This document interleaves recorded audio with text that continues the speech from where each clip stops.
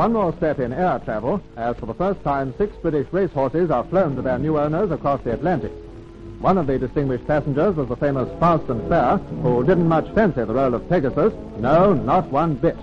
He may be a flyer on the racecourse, but up here he's not too sure. Anyway, the temperament doesn't last long, and by the time they take off, Fast and Fair and his pals are quite proud of their new title, For Export Only.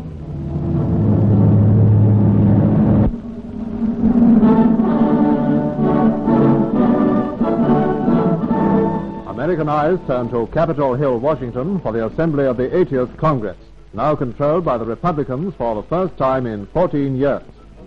Symbol of this new power is the handing over of the Speaker's office to Congressman Joseph W. Martin. The new session opens as the Speaker takes his place amid the applause of his colleagues and is sworn in to his high office. Facing him are 430 members of the House, and they in turn are sworn in by the Speaker. Among these members will originate many of the finance bills which have such vital bearing on future national economy.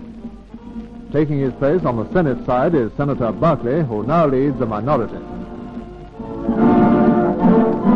Senator Bilbo of Mississippi was the storm center of a controversy which at first threatened to bar him from the House.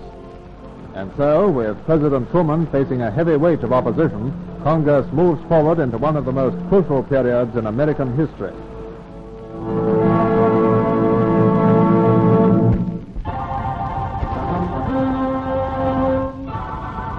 80% of the LMS horse-drawn traffic in London was idle when nearly 1,000 dray horses went down with flu.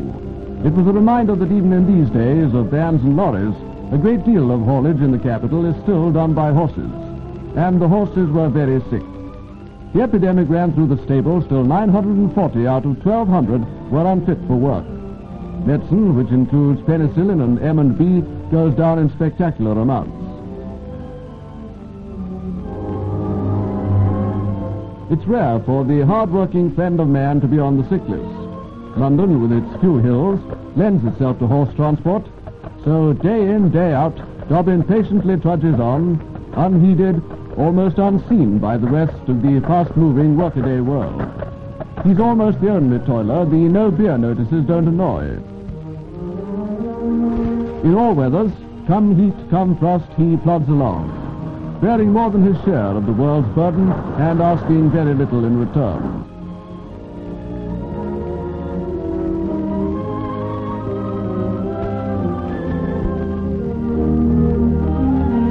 In the railway stables, it's the biggest job the vets have had for many a year. Only one of the 940 sick animals died, which is chalked up to the credit of the M&B and injections of anti-flu serum.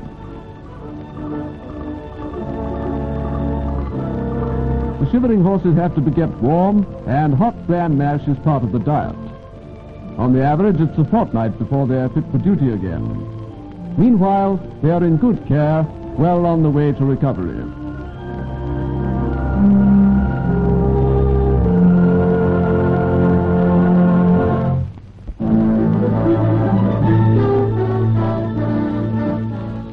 In the Lord President's room at number 11 Downing Street, Mr. and Mrs. Attlee were congratulated by the Cabinet on their silver wedding. It was an informal tribute to their popular leader by his colleagues, who all declared themselves happy under his persuasive guidance. Foreign affairs were forgotten for an hour. Herbert Morrison forgot the cares of Parliament. In fact, everybody present had only one thought: to pay tribute to the Prime Minister and his wife on a very happy occasion.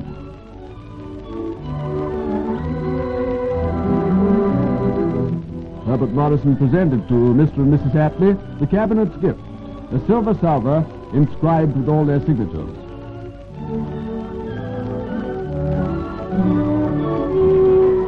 Finally, Echoing the sentiments of millions outside, they sang, "He's a Jolly Good Fellow."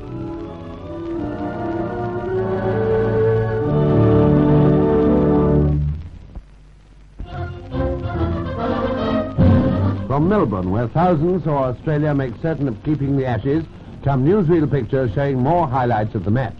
For example, Yardley getting Bradman caught and bowled in the second innings.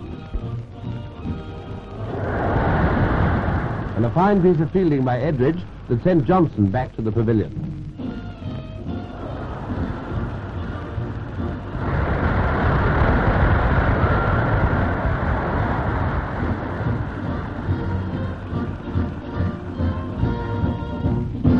Then, of course, there was the presentation of the teams to the Governor-General and the Duchess of Gloucester.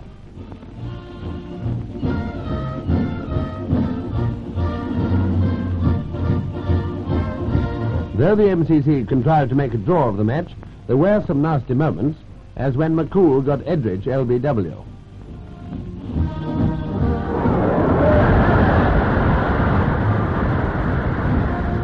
Compton lost his wicket like this.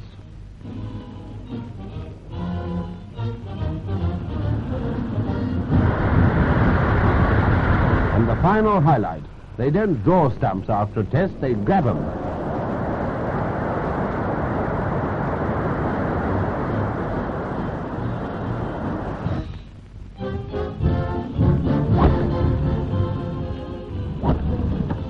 In Los Angeles, our camera follows the fortunes of star golfers in the Open tournament there, with special reference to putting. If it's any consolation to ordinary mortals, they can see how even the top notchers can go to pieces on the green.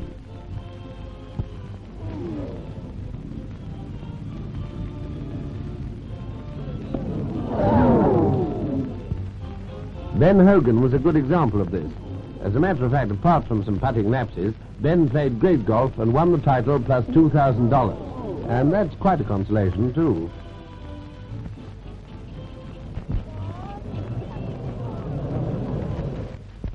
In Florida, we found General Eisenhower playing golf. He's been having a medical checkup and spent his time on the links in between doctors' examinations. Ike is usually followed about by the press, and so it was here.